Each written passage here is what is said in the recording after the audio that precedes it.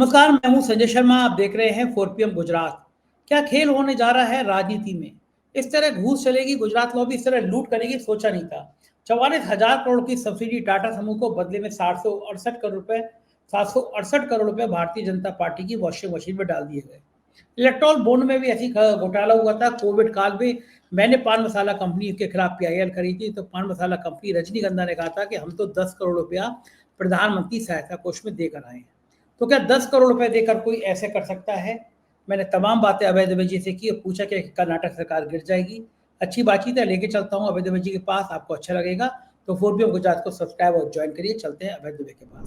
4PM news network में स्वागत है अभय दुबे जी आपका। एक लाइनें थी, राम नाम की लूट मची है, लूट सके तो लूट, अंतकाल पछताएगा, प्राण जाएंगे छूट। इलेक्ट्रॉल बॉन्ड का मामला जब सामने आया था तो आंखें चुधिया गई थी।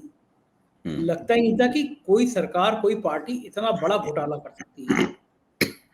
10,000 के ठेके लो और भारतीय जनता पार्टी की वॉशिंग मशीन में 100-200 करोड़ रुपए, 300 करोड़, 500 करोड़ डाल दो। लाइन लगी हुई थी, मामला दबा दिया गया। लेकिन जो गिर गिर के लोग गिर रहे थे, मर जा रहे थे 5 मिनट में। एक चर्चा चली कि क्या वैक्सीन का खेल है ये। और फिर तो पता चला कि भैया वैक्सीन बनाने का ठेका जिसने दिया था, उसने भी भारतीय जनता पार्टी की वॉशिंग मशीन में अपने करोड़ों रुपए डाले थे। लेकिन जब गोदी मीडिया सिर पे हो तो ऐसी खबरें दब जाती हैं। लेकिन अब फिर एक जिन सामने आया है। स्क्रॉल की रिपोर्ट के मुताबिक टाटा समूह को सेमीकंडक्टर प्रोजेक्ट बनाने के लिए 44,000 करोड़ की सब्सिडी मिली और ठीक 4 हफ्ते बाद भाजपा के खाते में 758 करोड़ रुपए पहुंच गए। रिपोर्ट के अनुसार सेमीकंडक्टर प्लांट की मंजूरी के नाम पर सरकारी खजाना खुला और चुनाव से पहले टाटा समूह बीजेपी का सबसे बड़ा दानदाता बन गया। मैंने अभी पिछले दोनों 15-20 दिन पहले ही टाटा समूह की स्टोरी करी थी। टाटा समूह में हजारों करोड़ का खेल चल रहा था और टाटा समूह के जो उत्तराधिकारी थे उनके बीच जंग चल रही थी। मैंने कंफर्म बताया था उस खबर में कि अमित शाह के घर पे पंचायत हुई कि टाटा की ऐसी बदनामी, ऐसी बेइज्जती कभी रतन टाटा के टाइम में नहीं हुई। हजारों करोड़ का खेल टाटा समूह में किस तरह दिए गए, किसी को शेयर होल्डर कर दिया गया, किसी को डायरेक्टर बना दिया गया, जबरदस्त तरीके से। गृह मंत्री ने हस्तक्षेप किया, वरना टाटा समूह की खबरें बहुत जबरदस्त खबर थी। मेरे दर्शक नीचे आके देखेंगे तो टाटा समूह की खबर आपको मिल जाएगी। पूरे देश में 4PM अकेला चैनल था जिसने उस की टाटा समूह की इस खतरनाक कहानी को आप सबके सामने रखा था। मैंने उस समय बताया था, मैंने खुद वो खबर करी थी कि अमित शाह जी इस मामले में हस्तक्षेप कर रहे हैं, तो मामला टाटा समूह की लड़ाई खत्म हो रही है। लेकिन तब मुझे पता नहीं था कि इस हस्तक्षेप की एक कंसल्टेंसी फीस होती है आदमी की। कंसल्टेंट रखते हैं हमारे यहाँ तो 2-4-5 हज़ार रुपये लेते हैं। तो मुझे ये नहीं पता था कि भारतीय जनता पार्टी की कंसल्टिंग फीस 758 करोड़ रुपया है। 44,000 करोड़ की सब्सिडी मिली, सेमीकंडक्टर प्रोजेक्ट, बड़े बड़े अखबारों में फुल पेज के विज्ञापन थे। गोदी मीडिया ने कहा अब तो भारत पे क्रांति आ जाएगी, एक सेमीकंडक्टर प्रोजेक्ट लग रहा है। किसी ने नहीं बताया कि ये 758 करोड़ रुपए दान देता खाली पेट दान भी चले गए हैं। क्या हो गया है देश में अभय जी। उससे पहले मैं एक और खबर आपको बता दूं। जब कोरोना काल चल रहा था, लोग तड़प तड़प के गिर रहे थे। जैसी शुरुआत हुई तो उत्तर प्रदेश में पान मसाले पे प्रतिबंध लगा दिया गया, क्योंकि पान खा के थूकने पे ये होता है कि थूकेंगे तो और ज्यादा फैलेगा वायरस। और जब 50,000 केस से ऊपर होने लगा तो पान मसाला वाले बहुत ताकतवर लोग होते हैं, हजारों करोड़ की रोज की, मतलब महीने की आमदनी होती है। कोई डील हुई और फिर अचानक जब हजारों लोग मर रहे थे, पान मसाला खोल दिया गया। मैंने नोटिस दिया और फिर मैंने PIL करी कि इस समय कोविड काल चल रहा है, लोग बेतहाशा मर रहे हैं, ऐसे में पान मसाला तो खुलना ही नहीं चाहिए, थूकेगा और वायरस फैलेगा।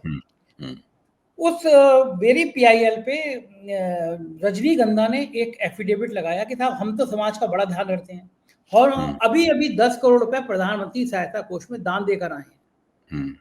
तो मैंने उससे स्टोरी करी कि तुम 10 करोड़ रुपए प्रधानमंत्री सहायता कोष में दे आए हो, तो क्या लाइसेंस ले लिया है कि लोग तुम्हारा पान मसाला खा कर थूकते रहे और वायरस फैलता रहे, कुछ हुआ है। अब मुझे समझ में आ रहा है ये जो बड़े बड़े जो दानदाता होते हैं, ये दान देते क्यों।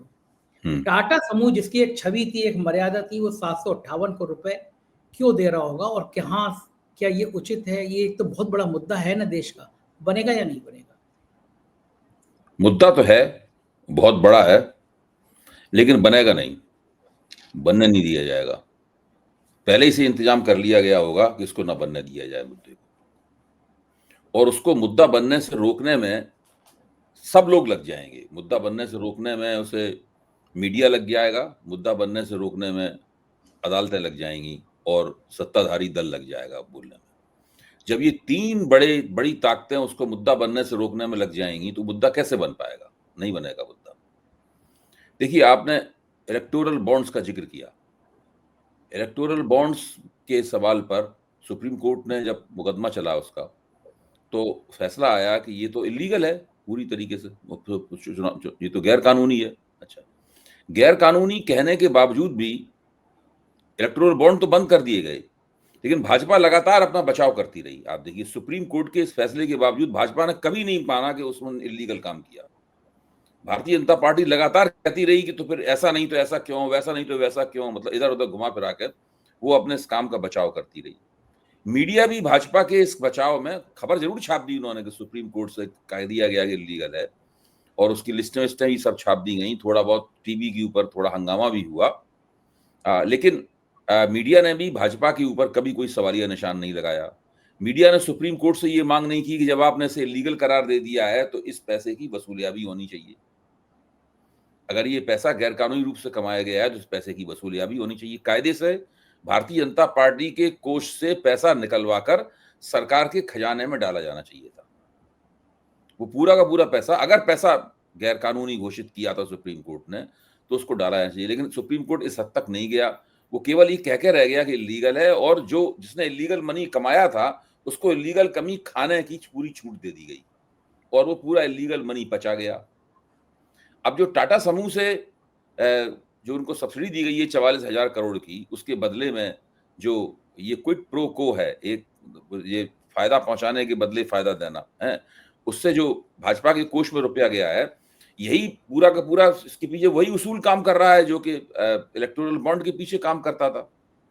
इसके और उसमें कोई फर्क नहीं है। अच्छा, आप कह रहे हैं कि टाटा के अंदर, टाटा समूह के अंदर जो कारपोरेट गवर्नेंस को लेके जो हंगामा चल रहा था, टाटा समूह के बोर्ड ऑफ गवर्नर के बीच में जो जो तमाम सारे मतविरोध थे और आपसी झगड़े चल रहे थे उसके अंदर, तो उसमें अमित शाह ने उसमें बीच बचाव किया और उन्होंने पंच फैसला करवाया उसका। और आप कह रहे हैं कि इसकी कंसल्टेंसी फीस हुई। मेरे ख्याल से जो कंसल्टेंसी फीस गई होगी वो कुछ और होगी, वो दूसरी कोई चीज रकम होगी। ये रकम कंसल्टेंसी फीस नहीं है, ये रकम तो जो 44,000 करोड़ रुपए की वो दी गई है, सब्सिडी दी गई है, उस सब्सिडी के बदले मिली है। तो कंसल्टेंसी फीस को इसके साथ मत जोड़िए, वो कुछ कोई और होगी कंसल्टेंसी फीस, जो किसी और वक्त पे टाटा समूह तो अमित शाह के प्रति अपनी कृतज्ञता ज्ञापन करेगा या कृतज्ञता को दूसरे तरीके से कहीं चुकाएगा। अमित शाह को निजी तौर पर चुकाएगा, चुका सकता है, या भाजपा को चुका सकता है, कुछ भी हो सकता है, कोई कुछ नहीं कह सकता है इसमें। सब कुछ जो है वो कयासों के, सब कुछ है वो कयासों के दायरे में है। तो ये स्थिति है। अच्छा, ये सब मुल्क में लगातार चल रहा है और इसी तरीके से चलता रहेगा।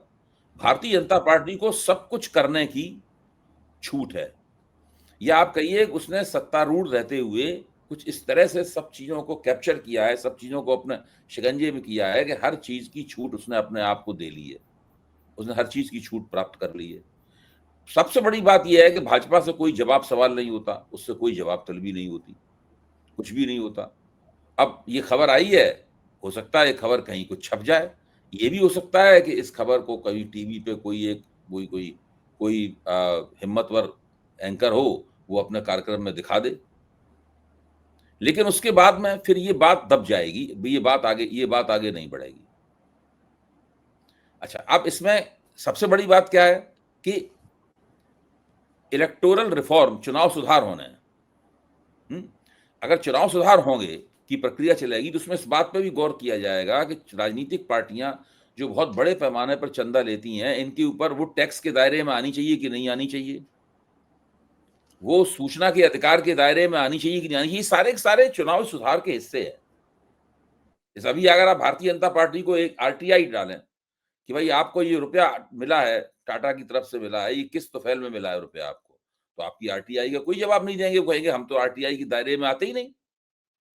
इनकम टैक्स जो है, इनकम टैक्स वाले भी भारतीय जनता पार्टी से कोई नोटिस नहीं भेज सकते, क्योंकि राजनीतिक दल जो है वो उसके दायरे में आते ही नहीं। तो राजनीतिक दल एक ऐसी एंटिटी है जो संविधानगत एंटिटी नहीं है।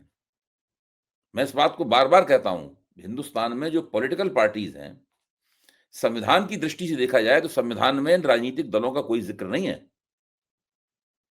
ये कानून के दायरे में तब आई जबकि दल बदल विरोधी कानून बनाया गया। तब लगा कि दल जो है ना, हैं, उसको बदला नहीं जा सकता, वरना उसपे कानून आपका गिरेबान पकड़ सकता है। कुछ खास शर्तों को ही बदला जा सकता है उसको, वरना नहीं बदला जा सकता दल को।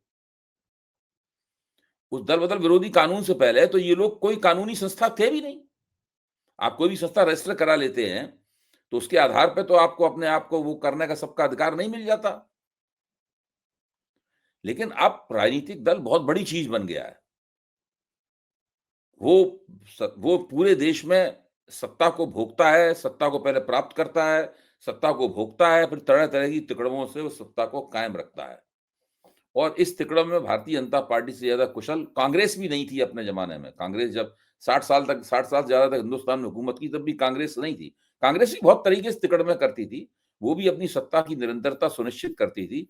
लेकिन भारतीय जनता पार्टी ने 11 साल में ही कांग्रेस को काफी पीछे छोड़ दिया है इन सब कामों के अंदर। पहले हम लोग कहते थे कि भाजपा कांग्रेस की कार्बन कॉपी बनती जा रही है, और कभी-कभी हम लोग ये भी कहते थे कि वर्स्ट कार्बन कॉपी बनती जा रही है। हमारा वो कहना ठीक नहीं था। भाजपा ने साबित किया कि आपका ये कहना उचित नहीं है। कांग्रेस तो कहीं भाजपा के आसपास है ही नहीं। भाजपा तो उससे बहुत आगे निकल गई है। भाजपा राजनीतिक तिकड़म करने के मामले में, अपनी सत्ता को बनाए रखने के मामले में, चुनाव जीतने के मामले में, विपक्ष की पराजय सुनिश्चित करने के मामले में, अब तो वो मूल प्रति है। उसने नए स्टैंडर्ड सेट किए हैं उसने। दूसरी पार्टियां उन स्टैंडर्ड्स का पालन करेंगी मतलब। भाजपा जहां पहुंच गई है वहां तो कभी हम लोगों ने कल्पना भी नहीं की थी कि वहां पहुंचा जाएगा। अब वो परमानेंट मेजोरिटी खोज में है। उसने एसआईआर के जरिए हर जगह ये सुनिश्चित करने की किया है उसने कि वो उसे हर जगह जीत हासिल हो। विपक्षियों के वोट कटवा देंगे, अपने वोट जोड़ देंगे। एसआईआर के जरिए उसने ये अधिकार प्राप्त कर लिया। लगातार एसआईआर के मामले पे अभय जी, एसआईआर के मामले पे सुप्रिया शील, कांग्रेस की प्रवक्ता, उन्होंने ट्वीट किया है कि उत्तर प्रदेश सरकार ने फैसला दिया है कि आपके आधार पर कार्ड पर लिखी गई जन्मतिथि अब मान्य नहीं है। पहले सबका आधार बनाया गया, फिर हर चीज को आधार से लिंक किया गया, फिर चुनाव के बीच में आधार हटा दिया गया, फिर लगा दिया गया। सबसे 50 दस्तावेज हैं जो बिना आधार के बन नहीं सकते। उसके बावजूद नित नए शगुफे मखौल बना कर रख दिया नियम, कानून और प्रशासन का। सरकार के दाहिने हाथ तक को नहीं पता कि बायां हाथ क्या कर रहा है। उनके बकौल यूपी सरकार ने जहां तक आलोचना करने का सवाल है, उनकी आलोचना ठीक है, लेकिन मैं ये नहीं मानता हूं कि सरकार के दाएं हाथ को नहीं पता है कि बाएं हाथ क्या कर रहा है। भारतीय जनता पार्टी जो करती है उसके पीछे उसके दो तरह के इरादे होते हैं। एक इरादा होता है अल्पकालीन और एक इरादा होता है दूरगामी। 3 साल पहले जबकि बीएलए की कैटेगरी बनाई गई थी, बूथ लेवल एजेंट की कैटेगरी बनाकर चुनाव आयोग के साथ नत्थी की गई थी वो कैटेगरी, तब क्या हमने और आपने इसके ऊपर गौर किया था कि कैटेगरी क्यों बनाई गई? भाई तब तो हम इस कैटेगरी के महत्व से नावाकिफ थे। हमें नहीं पता था कि ये कैटेगरी आगे चलकर एसआईआर के अंदर महत्वपूर्ण भूमिका निभाएगी। तब हमें नहीं पता था कि ये बीएलए की कैटेगरी बनाकर इन्होंने तमाम जो राजनीतिक दल हैं उनके ऊपर जिम्मेदारी डाल दी है कि वो हिंदुस्तान में मतदाता सूची बनाने के लिए चुनाव आयोग के साथ जुड़ के काम करें, चुनाव आयोग के एजेंट बन जाएं। आप देखिए पहले 3 साल पहले बनाई थी ये सोच के कि आगे जाके हमें इस तरह का कोई काम करेंगे हम। इसलिए ये जो आधार वाला मामला है ना, आधार के साथ जो खेल किया है इन लोगों ने कि पहले आधार को इतना महत्वपूर्ण बनाया, फिर उसको उसकी जो पदवी थी आधार की उससे खींच के उसको नीचे पटक के एक मामूली से पहचान पत्र में उसको बदल दिया। पहले तो हम सब लोग लगता था कि आधार जो है वो हमारे लिए सिटीजनशिप का प्रमाण पत्र है, ये हम मानते थे। अब बाकायदा सुप्रीम कोर्ट सब कह रहा है कि वो सिटीजनशिप का प्रमाण पत्र नहीं है। भाई पहले तो सब जगह आधार, जब हम पासपोर्ट बनवाने गए थे तो हमने आधार दिया था उनको। जब हम इनकम टैक्स का रिटर्न भरते हैं तो आधार से अगर लिंक नहीं होता था तो इनकम टैक्स का रिटर्न नहीं भर पाते थे। अब आप बताइए, इनकम टैक्स रिटर्न देने में आधार से लिंक करना ज़रूरी है। पासपोर्ट देने के लिए हम लोग आधार देते हैं सब जगह जाकर, हैं? और आप अपना आपको अपना सिम लेना हो, आप एयरटेल के या वोडाफ़ोन के दफ्तर में जाइए, वो आपसे कहेंगे आप आधार दीजिए अपना, आधार दिखाइए। हर जगह आधार माँगा जाता है अभी भी। और अचानक सरकार ने निर्णय किया कि आधार तो कोई चीज़ नहीं है, तो बहुत मामूली किस्म का प्रमाण पत्र है। तो ये सब जो फैसले वगैरह होते हैं, इनके पीछे एक डिज़ाइन होती है और हम लोग इतने कॉम्पिटेंट नहीं हैं, इतने सक्षम नहीं हैं कि हम लोग उन डिज़ाइनों के राजनीतिक मतलब को तुरंत उसी वक़्त जब ये निर्णय लिए जा रहे हैं, उसी वक़्त डिकोड कर पाएँ। हम लोग डिकोड नहीं कर पाते। बाद में पता चलता है कि इसके पीछे तो ये डिज़ाइन थी। तब तक सारी बाजी हाथ से निकल चुकी होती है, कुछ का कुछ हो चुका होता है। ये बहुत बहुत बार हो रहा है और मैं स्वीकार करता हूँ 4 पीएम के मंच पर कि मैं नाकाम हूँ उन तमाम बातों को डिकोड करने में और उनके दूरगामी महत्व को समझने में। ठीक बात है। बहुत लंबी-लंबी रणनीतियाँ, लंबे-लंबे विमर्श। आजकल गोदी मीडिया लगातार खबरें चला रहा है कि भई अब कर्नाटक सरकार गिरने वाली है। सिद्धरामैया और शिव कुमार के बीच में लड़ाइयाँ बहुत बढ़ गई हैं। खड़गे जी नए मुख्यमंत्री होने जा रहे हैं। इस तरह की तमाम चर्चाएँ गोदी मीडिया की वेबसाइटों पर, चैनलों पर चलने लगी। डीके शिव कुमार कांग्रेस की आत्मा है, इसमें कोई दो राय नहीं है। मैनेजमेंट बहुत बढ़िया आता है। दिल्ली की मीडिया को बड़ा पटा के रखते हैं वो डीके शिव कुमार। दिल्ली के जो लुटियंस जोन वाले पत्रकार हैं वो डीके शिव कुमार से बड़ा गदगद रहते हैं। उनकी पार्टियों में, उनकी दावतों के डीके शिव कुमार दीवाने रहते हैं। पिछले दिनों कपिल सिब्बल जी ने पार्टी की थी, छोटी सी, मैं भी गया था उसमें, तो डीके शिव कुमार और सिद्धरामैया दोनों वहां पे आए थे। तो क्या इन खबरों में दम है? क्या मोदी जी चाहेंगे कि डी शिव कुमार, जिनको उन्होंने जेल करा दी, जिनको इनकम टैक्स, ईडी सब कुछ हो गया, लेकिन डीके शिव कुमार हत्ते नहीं आए, लड़ते रहे? और वो बहुत बड़े फाइनेंशियल भी हैं, कांग्रेस का फाइनेंस भी बहुत बड़ा है, नेटवर्क उनका बहुत अच्छा है। क्या लग रहा है कि क्या वाकई में कर्नाटक सरकार पे संकट है? क्या डीके शिव कुमार की महत्वाकांक्षाएं बढ़ गई हैं, वो मुख्यमंत्री बनना चाहते हैं? क्या कुछ खेल चल रहा है या सिर्फ मीडिया की देखिए, कपोलपंथी बातें हैं? मेरा कहना है कि ये पूरी तरह से कल्पना नहीं है। मीडिया तो शरारत कर रहा है, वो तो कर्नाटक सरकार को कमज़ोर दिखाना चाहता है। तो वो तो शरारत हो ही रही है और भारतीय जनता पार्टी कांग्रेस की कर्नाटक प्रदेश के ऊपर कांग्रेस का जो कब्ज़ा है, वो भारतीय जनता पार्टी को फूटी आँख भी नहीं सुहाता। उसे लगता है कि ये कांग्रेस को इससे बहुत फ़ायदा है। एक तरह से ये अ, उसके बात में आपस में बात करते हैं कि एटीएम की तरह सरकार काम करती है। फिर साथ में उन्होंने ये भी देखा कि कर्नाटक सरकार के प्रशासन का लाभ उठा के राहुल गांधी ने एसआईआर के खिलाफ और वोट चोरी की मुहिम वहीं से उन्होंने ब्रेक थ्रू किया। वहाँ से पूरा महादेवपुरा वाला मामला जो है ना, वो सारा वहीं से उन्होंने ब्रेक थ्रू किया। इसलिए कर्नाटक में कांग्रेस की सरकार ना रहे, ये वो ज़रूर चाहते हैं, लेकिन कांग्रेस सरकार वैसे तो गिरा नहीं सकते वो। तो वो डीके शिवकुमार और सिद्धरमैया के बीच की उसको हवा दे रहे हैं। अच्छा, डीके शिवकुमार मुख्यमंत्री बनना चाहते हैं, ये कोई उनकी महत्वाकांक्षा छिपी हुई नहीं है। जब इस बार कांग्रेस चुनाव जीती थी, तो सब लोग यही कह रहे थे कि भई 3 साल से इस तरह की बातें कह रही है, डीके शिवकुमार 3 साल से सोए नहीं है, क्योंकि उन्होंने भाजपा को हराना था। बताइए किस प्रकार की बात कही जा रही थी कि वो 3 साल से सोए नहीं है, जो जो आदमी 3 साल से नहीं सोया है, वो उसने अपने लक्ष्य की पूर्ति कर ली है, अब तो उसे मुख्यमंत्री बनना ही बनना है। लेकिन सिद्धरमैया पिछड़े वर्ग के वहाँ बड़े नेता हैं और डीके शिवकुमार कार्यकर्ताओं पे कितनी भी पकड़ हो उनकी, कितने भी अच्छे प्रबंधक हों, लेकिन आम लोगों के बीच में अगर किसी व्यक्ति की इमेज है कांग्रेस की तरफ से, तो वो सिद्धरमैया की इमेज है, डीके शिवकुमार की इमेज नहीं है। मैं डीके शिवकुमार के महत्व को कम करके नहीं आँक रहा हूँ, ऐसे लोग हर पार्टी के लिए बहुत ही लाभप्रद होते हैं, ना पार्टी उन्हें छोड़ती है और वो भी जब तक उनका वो मन करता है, वो भी पार्टी को नहीं छोड़ते हैं। अब सुनने में ऐसा आया है कि डीके शिवकुमार ने केंद्रीय आला कमान से ये कहा है कि आप मुझे सरकार दे दीजिए। तो मैं इस बात की गारंटी करता हूँ कि अगले विधानसभा चुनाव में मैं दोबारा जिता के ले आऊँगा। यानी वो आलाकमान को समझाने की कोशिश कर रहे हैं कि सिद्धरमैया अब जिता नहीं पाएँगे उसको, जिता मैं ही पाऊँगा। अच्छा, अब आलाकमान के सामने बात है, तो आलाकमान उस बात के ऊपर कोशिश कर रहा है कि किसी तरीके से कुछ फैसला हो जाए और उसमें सोनिया गांधी, राहुल गांधी और खड़गे 3 मिल के जो है, उन्होंने 3 लोगों का पैनल बना है वो इस झगड़े को निपटाने के लिए। बना। ये तो कांग्रेस ने खुद ही घोषित किया है कि कर्नाटक में जो विवाद है ये 3 लोग मिलकर निपटाएंगे उसको। जब कांग्रेस खुद ही कह रही है विवाद तो है ही वहां पे। जैसे जैसे चुनाव की घड़ी नजदीक आएगी वैसे वैसे ये विवाद और बढ़ेगा, क्योंकि डी के शिव कुमार अब कम से कम पिछली बार उनका मानना है कि हमारी वैसे ही कांग्रेस जीती, हमने कांग्रेस जिताया, हमको मुख्यमंत्री पद नहीं दिया गया। तो अब वो पहले से आश्वासन चाहते हैं कि 100% हमको ही मुख्यमंत्री पद जो है ना वो दिया जाएगा। वो पूरी तरीके से या तो वो चाहते हैं उन्हें अभी मुख्यमंत्री बना दिया जाए, या उन्हें चाहते हैं उन्हें एक बाकायदा एक पक्का आश्वासन दिया जाए कि इस बार अगर कांग्रेस जीतेगी और जो वो खुद जिताने के लिए तैयार हैं, उसको जिताने के लिए मेहनत करेंगे, योजना बनाएंगे पूरा, और तो उन्हीं को मुख्यमंत्री बनाया जाएगा।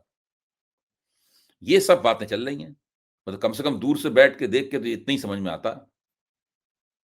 क्या लग रहा है कि चाणक्य साहब, अमित शाह जी तोड़-फोड़ कर देंगे? कर्नाटक सरकार गिर गई तो कांग्रेस के लिए कितना बड़ा आघात है? नहीं, कांग्रेस कर्नाटक सरकार केवल एक ही तरीके से गिर सकती है कि 2 नेताओं में से कोई एक नेता जो है वो टूट जाए। जैसे कि महाराष्ट्र में सरकार जब गिरी थी तो शिंदे ने पार्टी तोड़ दी थी। इस प्रकार का होगा तभी होगा वहां पे। तो मुझे नहीं लगता कि कर्नाटक में इस प्रकार की स्थिति है। शिंदे तो पछता भी रहे हैं तोड़ के, क्योंकि शिंदे की जो हैसियत कर दी, जो पर कतर दिए शिंदे के, कभी सोचा नहीं था कि ऐसा भी हो जाएगा शिंदे पछतावा ने। होता जब चिड़िया चुग गई खेत। अब शिंदे की वापसी का कोई चारा नहीं है। अब तो वो जो है वही बने रहे, क्योंकि दिक्कत की बात ये है कि शिंदे का पार्टी के भीतर से बहुत आपको ध्यान कीजिए कि शिंदे गांव चले गए थे, गुस्से में वहां बने रहे 2-3 दिन। फिर उन्होंने कहा कि ठीक है, हम सरकार को बाहर से समर्थन करेंगे, हम सरकार में शामिल नहीं होंगे। तो जैसे ही शिंदे ने ये कहा वैसे ही शिंदे के लोग ही उनसे मिलने के लिए गए और उनसे कहा कि भाई ये मत कीजिए, हम लोग सरकार में जाना चाहते हैं। तो शिंदे की समझ में आ गया कि अगर हम सरकार में नहीं गए तो ये लोग तो चले ही जाएंगे सरकार में, हम ही रह जाएंगे अकेले बार। इससे तो बेहतर है कि हम डिप्टी चीफ मिनिस्टर ही बन जाएं। तो उन लोगों को किसने भिजवाया? तो लोगों से कहा गया होगा कि भाई अगर ये नहीं आना चाहते तो ना आए, तो हम आपको बना देंगे मंत्री, आपको सारे पद वगैरह मिल जाएंगे। और कोई मंत्री पद वगैरह छोड़ने के लिए तैयार नहीं है। तो इस प्रकार की स्थिति है पूरी की पूरी। तो भारतीय जनता पार्टी इस प्रकार की स्थिति का बहुत लाभ उठाती है, लेकिन अभी कर्नाटक में वो स्थिति नहीं आई है। महाविकास अघाड़ी की सरकार जो थी, मतलब जो है महाविकास अघाड़ी की सरकार का चरित्र और ढांचा अलग तरह का था। वहां कर्नाटक में कांग्रेस की कर्नाटक में सरकार है, वो उनका ढांचा अलग तरह का है, मतलब तो वो उस हाँ, तरह से एक ही नहीं कर पार्टी। सकते। हाँ, एक ही पार्टी की सरकार है, इस तरह नहीं टूटेगी। आपको लगता है, आखिरी सवाल, क्या आपको लेकिन लगता अगर है ये झगड़ा चलता रहा उसमें तो सरकार की साख गिर जाएगी, साख गिर जाएगी? साख गिर जाएगी और भाजपा चुनाव में नुकसान होगा और भाजपा चुनाव जीत जाएगी। वो ठीक बात है। देवगौड़ा और दोनों के बीच में समझौता हो जाएगा, वो लोग चुनाव जीत जाएंगे। ये आपको अच्छा, सरकार चलानी आपको क्या लगता है कि ये गलती कांग्रेस कर रही है कि कांग्रेस की ओवरहालिंग क्यों नहीं हो पा रही? कारण क्या, कहाँ फंस रहा है पेच? चाहिए। कांग्रेस की समस्या ये है, कांग्रेस अपने संगठन के किसी भी विवाद को हल कर ही नहीं पाती। पंजाब की सत्ता पे कांग्रेस में बड़ी अच्छी मजबूत स्थिति थी कांग्रेस की। वहां पे जो विवाद हुआ उसको प्रियंका गांधी ने अपने तरीके से निपटाया और पूरा उसको विवाद का कबाड़ा कर दिया। और उसमें एक ऐसे व्यक्ति को उसमें पार्टी का अध्यक्ष बना दिया, अमरिंदर सिंह को बेइज्जत करके निकाला गया। अब वो व्यक्ति जो है कॉमेडी शो में कह ही लगाता है बैठ जाकर, सिद्धू, वो कॉमेडियन है, उसको एक कॉमेडियन को पार्टी का अध्यक्ष बना दिया। एक ऐसा कॉमेडियन जो कि गंभीर नहीं है कतई बिल्कुल। मैं तो एक एबीपी प्रोग्राम में भाग लेने के लिए चंडीगढ़ गया था, उसमें सिद्धू साहब के साथ में बातचीत थी। सिद्धू साहब तो इतने मतलब अपना जान पे हाथ मार मार के इस तरीके से बोल रहे थे, मुझे हैरत में पड़ गया कि ये आदमी कैसे चुनाव जीतेगा। भाई वही हुआ, आम आदमी पार्टी ने बिल्कुल कैसे कहते नहीं भूसा निकाल दिया इन लोगों का। कांग्रेस ने अपने हाथ से पंजाब खोया। इसी तरीके से वीरभद्र सिंह और जो सिक्खू वगैरह के परिवार के बीच का झगड़ा है, उसमें भी कांग्रेस जो है उस झगड़े को भी नहीं हल कर पाती है। राजस्थान में जो अशोक गहलोत और इनके बीच में झगड़ा था, वो झगड़े को भी नहीं हल कर पाई कांग्रेस कभी भी। उसमें वो पायलट जो है वो जाते जाते बचे को। तो ये बहुत मतलब जो है ये कांग्रेस आला कमान की समस्या है। कांग्रेस जिस तरह भाजपा हल कर देती है अपने झगड़ों को, उस तरह ये लोग नहीं हल कर पाते। ये पॉलिटिकल कमी रह जाती है कांग्रेस में और इसीलिए वैसे उसको नुकसान भी उठाना पड़ता है। बहुत बहुत शुक्रिया अभय जी, आपने समय दिया, बातचीत की, थैंक यू। ये थे अभय दुबे जी, पूरी बातचीत आपने सुनी, कैसी लगी बातचीत बताइएगा जरूर। शुक्रिया, थैंक यू।